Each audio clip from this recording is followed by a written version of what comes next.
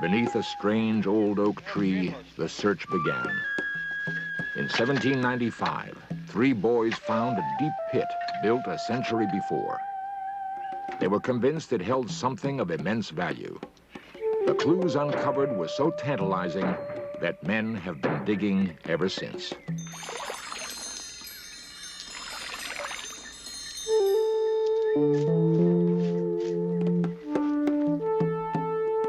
Today, 2 centuries later, the search continues for the buried treasure of Oak Island.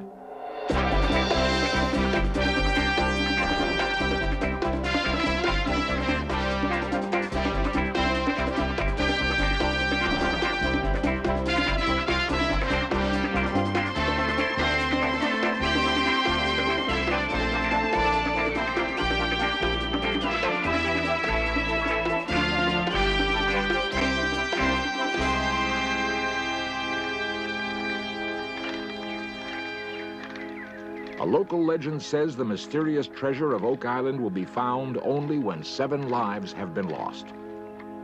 The treacherous money pit has already claimed 6.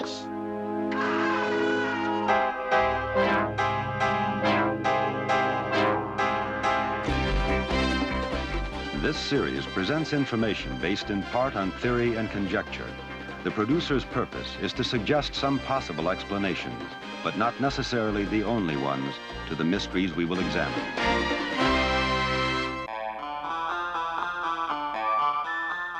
One of the world's most elaborate treasure hunts is presently underway on Oak Island off the east coast of Canada. In the 1600s, the waters of Nova Scotia were a haven for pirates, eluding British and Spanish pursuit. Most searchers have assumed the brilliant buccaneer, Captain Kidd, chose Oak Island to conceal a priceless treasure. Others have expected to find Spanish gold plundered from Mexico and South America. Still others believed the lost crown jewels of Marie Antoinette had been buried there. As early as 1720, strange lights had been seen at night on the island's coast. 2 fishermen who went out to investigate vanished. So for nearly a century after, everyone kept his distance from the uninhabited island. The mainland farmers considered it taboo. Finally, in 1795, 3 brave farm boys set out on an adventure which In Search Of has recreated.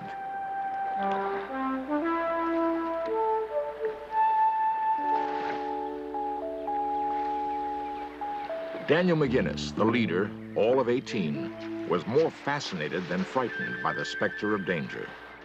He convinced his 2 best friends to come out and see something peculiar he'd discovered the day before. On an October morning, the island looked friendly, almost inviting. Daniel took them to a great old oak tree. Over a clear depression in the ground reached a curious bare limb, which had been sawed off a long time ago.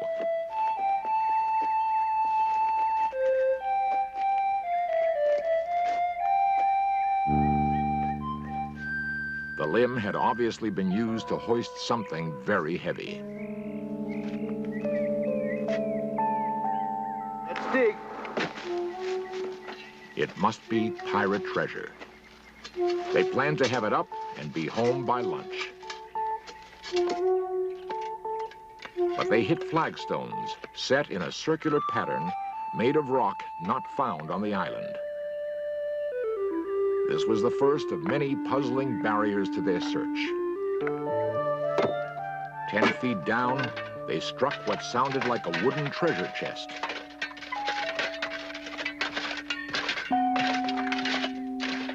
But it was instead a platform of very old logs set tight into the pit, caulked with ship's putty. They also noticed pickaxe marks in the hard clay walls. Clearly, they were re-excavating a very old shaft.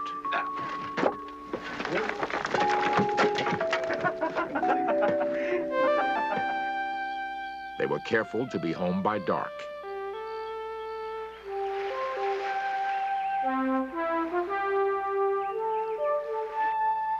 Days later, they got down to 20 feet and hit another log platform.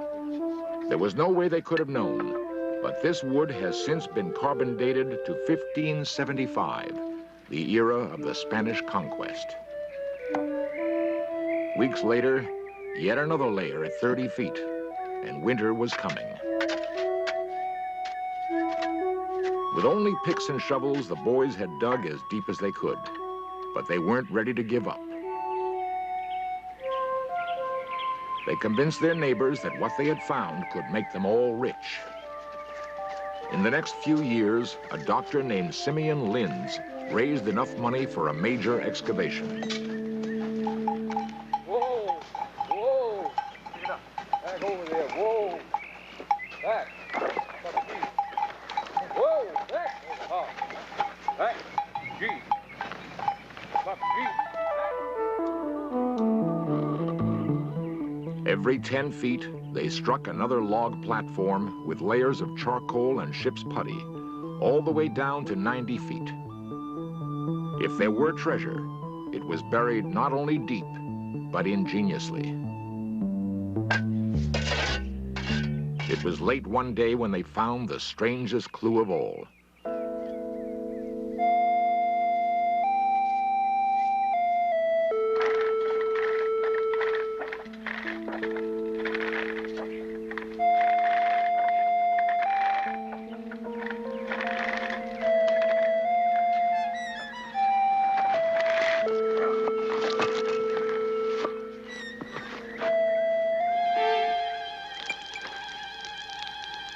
They sensed they were onto something important. But the letters were like none they had ever seen. Was it a sign they were close to the treasure, or a warning? They worked very late that evening, and finally, probing at 98 feet, heard the welcome sound of a large, hollow vault.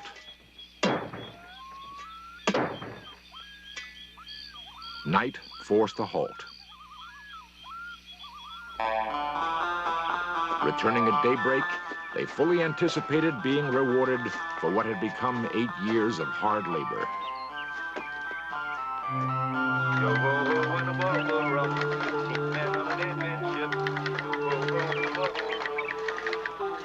Their expectations were to be thwarted, however, by a diabolical trap that waited in the pit.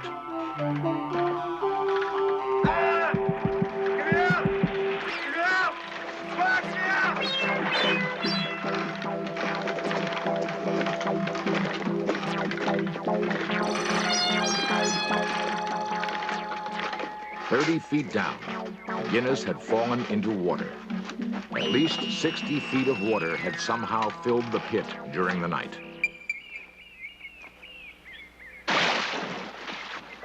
The treasure they had almost touched now seemed as far away as the moon. Yet a half-century later, the inscription on the stone would be decoded to read, 40 feet below, 2 million pounds are buried. This promise of wealth inspired the next search group. When pumping failed to lower the water level, they sent down test drills. Samples from the drill indicated 2 large chests encased in cement. The men on the surface could hear loose metal rattling around inside the chests. And then, one small fragment came up. The engineer wrote in his report, 3 gold links resembling an ancient watch chain. For the first time, here was evidence of fabulous wealth. In 1850, another search group noticed the water in the money pit rose and fell with the tides. Exploring at nearby Smith's Cove, they discovered stone-lined drainage channels leading toward shore. And even more bizarre, tons of coconut husk fiber, like a blanket, under the entire beach. This giant man-made sponge kept ocean water flowing into the channels. But the nearest coconut tree was 2,000 miles away. Their hopes of blocking the water went out with the first tide. Frederick Blair, a Nova Scotia insurance salesman formed another search party in 1893. Their worst suspicions were confirmed. They found the stone channels led all the way from the beach to the money pit. No wonder they could never pump it dry.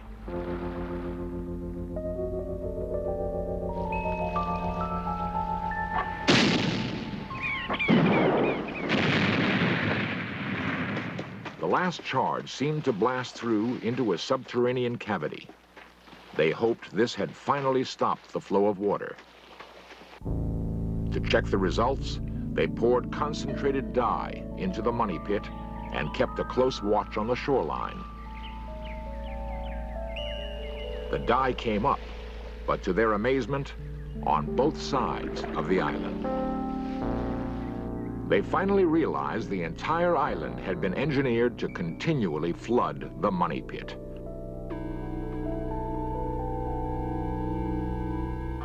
By the end of the 19th century, it's recorded that 2 workmen had died, and the diabolically designed money pit still kept its secret. The next century would bring even more provocative clues and greater tragedy.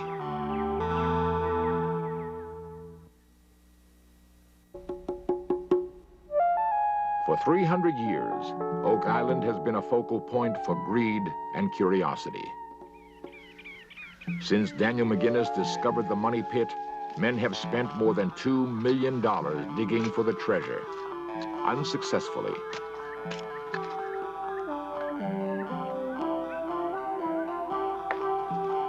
Perhaps as intriguing as the treasure itself is the question, who took such elaborate means to conceal it?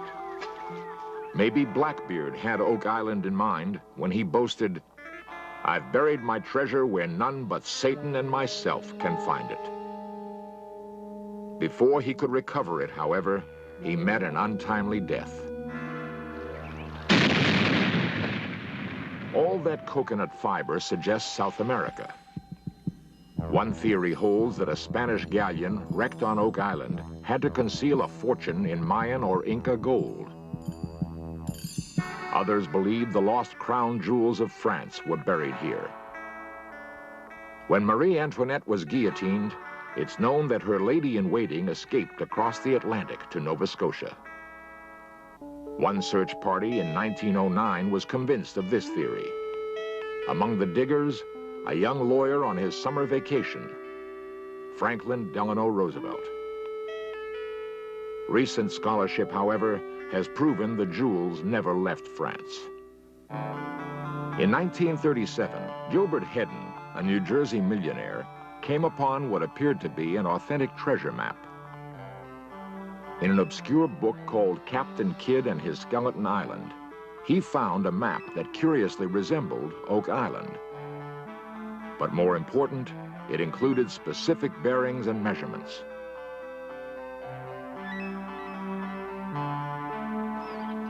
Amos Noss worked for Hedden that year. He recalls how they studied the Kidd map and searched the underbrush south of the money pit. I got a pick and a shovel, and I went down. Boy, it was hot. Flies, mosquitoes, and things bother you. But anyhow, I went around. He told me within 50 feet or so where he thought it was. So I kept trying and trying, and finally I struck a rock. 2 or 3 rocks. I kept trying with the pick, you know. And I tore up the sod, which is about, I don't know, probably 4 or 5 inches over the top of the stone. And I uncovered the thing. I went up one side, and I knew I had something then. I got to the point, there was none any further, so I came back on the other side, and I had what he was looking for. Noss had uncovered a large triangle of stones. George Bates was on the survey crew that rushed to the island to check out this discovery. Would the stone triangle correlate with the Kidd map? They sighted from boreholes found in 2 large boulders. Then, they took exact readings from the map, which used the old English system of rods. 18 west and by 7 east on rock, 30 southwest, took them precisely to the stone triangle. Then, 14 north, tree. The triangle pointed exactly due north, towards the money pit. This seemed to confirm that the Kidd map did mean that treasure was in the vicinity. Then, events took a bizarre turn. The book's author came forward and claimed that he had fabricated the Kidd map. Was he trying to conceal his sources? Or was the correlation between the map and Oak Island really an incredible coincidence? Because if that were the case, the money pit itself could be a complete hoax. Montreal journalist Darcy O'Connor is considered the leading expert on the Oak Island enigma. I have seen the coconut fiber that has been brought up. I have seen reports by the Smithsonian and by independent botanists stating it's definitely coconut fiber.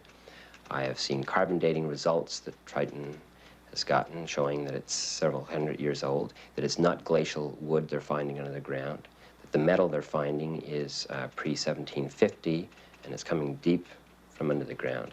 So there's no possible way it's a natural phenomenon or a hoax. Someone was there at some time, and I can only assume to bury something of great value. 92-year-old Mel Chappell bought Oak Island in 1950 because he's also convinced of the existence of a treasure. He's intrigued by what his father discovered in the money pit in 1897.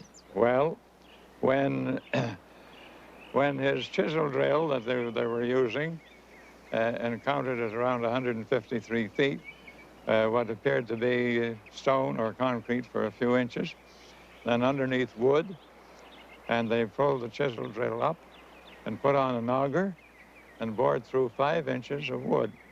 The chips came up, and when they pulled up the auger, this little fuzzy stuff was on the screw of the auger, and when they washed it out and cleaned it up and straightened it out, it turned out to be this piece of parchment.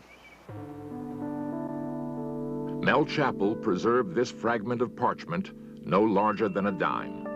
Clearly, there is writing on it. Such clues have sustained belief in a buried treasure.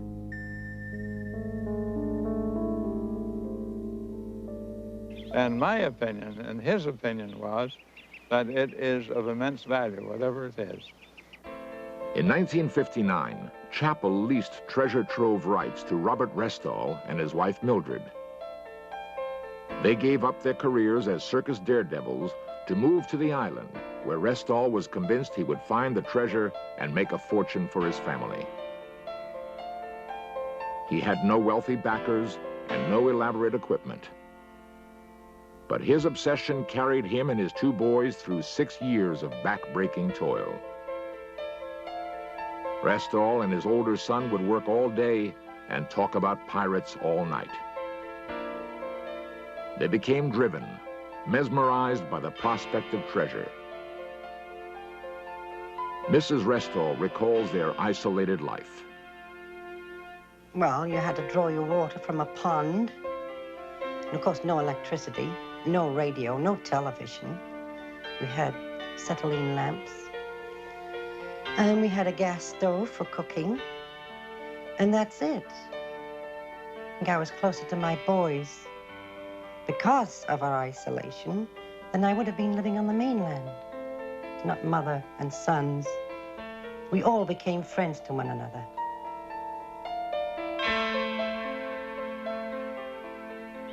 August 17th, 1965. An old pump was draining a 27-foot shaft. No one knows for sure, but deadly carbon monoxide may have collected in the pit. Robert Restall was starting down when he suddenly became dizzy. Bobby thought his father had suffered a heart attack and rushed down to save him. 2 other workmen failed to realize what was wrong and also toppled in. Now to get up and be careful, be careful. The autopsy report read, death by drowning. Mildred Restall now lives alone, still within sight of Oak Island. At the time I was up in the cabin, And I know it was after lunch, and I was expecting my husband to come up any time. And Rick came back to the cabin, past the one that I was in, and went to his own cabin, the one he shared with his brother. And I thought that was rather odd. Why would he do that? Why wouldn't he come in and tell me that my husband would be up soon or something? And I waited a few minutes and then went down, and by then it was all over.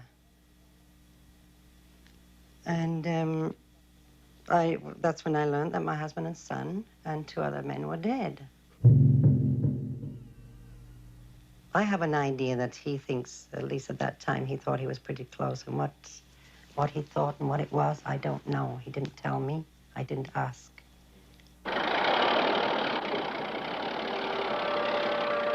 3 days after the Restall tragedy, a California mining conglomerate moved in. The death toll had reached 6. Disregarding the local legend that one more must die, this company and its successors continue the search.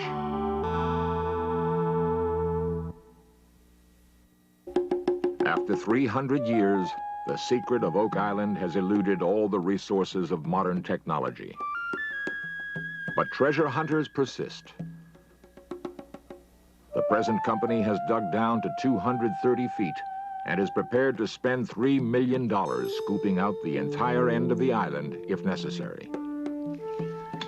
Whether it's one man with a pick and shovel or a giant corporation with dynamite and bulldozers, an unflagging obsession has drawn treasure hunters to Oak Island. Whoever conceived and executed the fiendish money pit so far has managed to outwit them all.